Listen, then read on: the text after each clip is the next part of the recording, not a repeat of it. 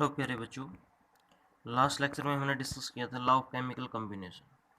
उसमें हम दो लॉ पढ़ चुके हैं, law of conservation of mass और दूसरा law of constant composition. Law of conservation of mass के अकॉर्डिंग क्या था भाई, matter can not be created nor be destroyed. और लॉ ऑफ कांस्टेंट कंपोजिशन में क्या था, कोई भी कंपाउंड जो बना होता है वो एक ही तरह के एलिमेंट से मिलकर के बना होता है, फिक्स्ड प्रोपोर्शंस बाय वेट और मास। तो आइए आज हम डिस्कस करते हैं third law of chemical combination. Law of multiple proportion है ये बच्चों, 1804 के अंदर ये डाल्टन्स के द्वारा दिया गया था। मैं पेज नंबर 13 की बात कर रहा हूँ। तो देखिए लॉ ऑफ मल्टीपल प्रोपोर्शंस ने क्या बताया। According to this law, when two elements combine to form two और मोर केमिकल कंपाउंड, दो एलिमेंट ले लिया आपने और वो क्या करते हैं, दो या दो से ज़्यादा कंपाउंड बनाते हैं। ठीक है भाई, यहाँ तक ये बात हो गई। आगे क्या है, then the weight of one of the element, हमें अब क्या देखना है, वेट देखना है भाई, वन ऑफ द एलिमेंट्स। कौन से एलिमेंट, दो थे ना, एक एलिमेंट्स का वेट देखना कौन सा, which combine with a fixed weight of the other B a simple ratio to one another. देखिए क्या बता दिया इसने, एग्जाम्पल से समझते हैं। इसका मतलब ये हो गया बच्चों कि जब दो एलिमेंट्स कंबाइन करते हैं और क्या बनाते हैं, दो या दो से ज़्यादा कंपाउंड बनाते हैं, तो उनमें एक का जो वेट है ना, किसका वेट है, जो फिक्स के साथ कंबाइन कर रहा है। फिक्स वाला तो ठीक है, फिक्स हो गया। और दूसरा जो एलिमेंट है ना, वो उसके वेट जो होगा वो क्या होगा, सिंपल होगा, सिंपल रेशो में कंबाइन करेगा अलग अलग कंपाउंड्स के अंदर। एग्जाम्पल से समझते हैं इस चीज़ को, आइए देखते हैं। Carbon and oxygen combine to form the CO and CO2 in these. देखिए जरा, CO एंड CO2 में क्या है, कार्बन एंड ऑक्सीजन है, दो कंपाउंड इन्होंने बना दिए कार्बन और ऑक्सीजन ने मिलकर के।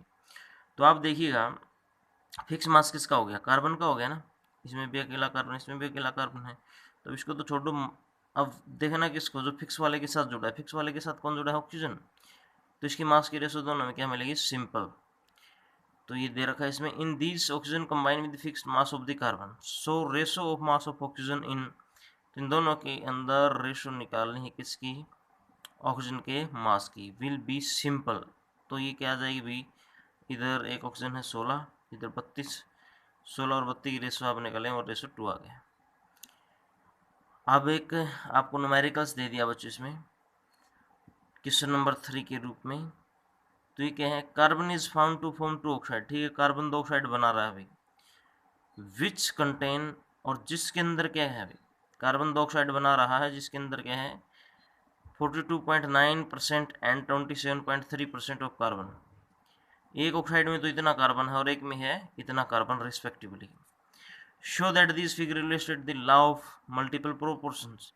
तो आप ये बताओ, ये लॉ ऑफ मल्टीपल प्रोपोर्शंस को इलस्ट्रेट कर रहा है, मतलब शो कर रहा है, मीन्स फेवर कर रहा है या नहीं। तो आप एक सिंपल सी बात देखो, कार्बन के ऑक्साइड हैं दो, ठीक है, कार्बन की परसेंटेज तो दे दी, तो इसका मतलब क्या है, कार्बन की अगर ऑक्साइड है ना, उसमें क्या होगा, कार्बन एंड ऑक्सीजन, कार्बन की परसेंटेज दे रखी है तो ऑक्सीजन की तो निकली जाएगी ना। 100 में से ये माइनस कर दो और 100 में से ये माइनस कर दो, वो क्या आ जाएगी, ऑक्सीजन की परसेंटेज आ जाएगी, जैसे आंसर में दे भी रखा है इसमें सोल्व करके। तो बच्चों इसमें क्या, कार्बन 42.9% दे रखा है, and this in first and second oxide, सही बात है, परसेंटेज ऑफ ऑक्सीजन निकल गई, क्योंकि 100 में से इस चीज़ को वैल्यू, इस वैल्यू को माइनस कर दो ये आ जाएगा, 100 में से इस वैल्यू को माइनस करोगे ये आ जाएगा, बाई डिफरेंस दे रखा ना, ये डिफरेंस के हिसाब से। चलो यहाँ तक बात हमें समझ में आ गई। To calculate the weight of carbon is combine with the fixed weight. अब देखो आप ऑक्सीजन का ना फिक्स वेट कर लो भाई, 1 ग्राम ऑक्सीजन के साथ कितने ग्राम कार्बन कंबाइन कर रहा है, ये चीज़ देख लो आप। तो इसको देखने के लिए क्या करेंगे, मतलब कि 1 part by weight of the oxygen in each oxides. पहले ऑक्साइड की अगर मैं बात करूँ 57.1 parts by weight of oxygen, 57.1 जो पार्ट है ना, इतने ग्राम मान लो आप, ऑक्सीजन कंबाइन करेगा कितने के साथ, 42.9 पार्ट्स, ठीक है। तो एक कितने के साथ कंबाइन करेगा, 57.1 जो है ऑक्सीजन कंबाइन कर रहा है 42.9 के साथ, तो एक ऑक्सीजन कितने के साथ करेगा, 42.9 डिवाइड बाई 57.1 आ जाएगा, मतलब 42.9 डिवाइड बाई 57.1। ये क्या आ गया भाई, ये आ गया ऑक्सीजन की अमाउंट,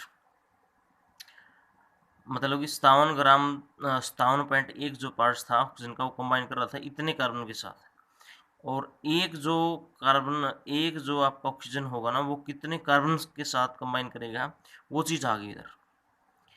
तो इतना कार्बन चाहिएगा एक पार्ट ऑक्सीजन को। 97.1 पार्ट को चाहिए था 42.9, ये अकॉर्डिंग टू स्टेटमेंट था। एक हमने निकाले, एक के लिए इतना कार्बन चाहिएगा। सेकेंड ऑक्साइड के अंदर इतना जो है ना, मतलब 72.7 parts by weight of oxygen combine कर रहा है, किसके साथ भाई दे रखा है ये 27.3 पार्ट्स, इसलिए के साथ कितना हो जाए 27.3 डिवाइड बाई 72.7 इजक्वल टू 0.376 आ गई ये चीज़। बच्चों हम क्या निकाल रहे हैं, एक पार्ट ऑक्सीजन के साथ कितना कार्बन कंबाइन कर रहा है। पहले ऑक्साइड में तो इतना आ गया था कार्बन, दूसरे में आ गया था ये। तो the ratio of the weight of carbon that combine with this same, मतलब एक जो पार्ट है, 1 ग्राम मान लो, कुछ ही मान लो आप, एक 1 पार्ट इसको ऑक्सीजन के साथ जो कंबाइन कर रहे हैं अलग अलग, उसकी रेशो निकालनी है। मतलब इस कार्बन की जो अमाउंट है और इस कार्बन की ये जो मात्रा इधर, इन दोनों की अगर मैं रेशो निकालूँ तो क्या आएगा 2.2 रेशो बना जाएगा। Since this is a simple whole number ratio, so given data illustrate the law of, ये लॉ ऑफ आगे क्या आएगा बच्चों, जो आपका लॉ ऑफ मल्टीपल प्रोपोर्शंस। ठीक है, तो ये लॉ ऑफ मल्टीपल प्रोपोर्शंस पे एक न्यूमेरिकल था, तो इसको अच्छे से कीजिए आप। ये आज हमने डिस्कस किया है पेज नंबर बच्चों 13, लास्ट लेक्चर में हमने पेज नंबर 12 तक डिस्कस कर लिया था। इस लॉ को अच्छे से पढ़िए, कोई डाउट्स अगर आता है पूछिए, आप मोस्ट वेलकम। लेकिन वीडियो को देखिए 1-2 बार अच्छे से, आपने लिख ही रखा है ये जो कॉपी के अंदर लिखा हुआ है, उसको साथ में रखिए सामने, साथ में फिर ये वीडियो सुनिए, वीडियो देखिए। Thank you.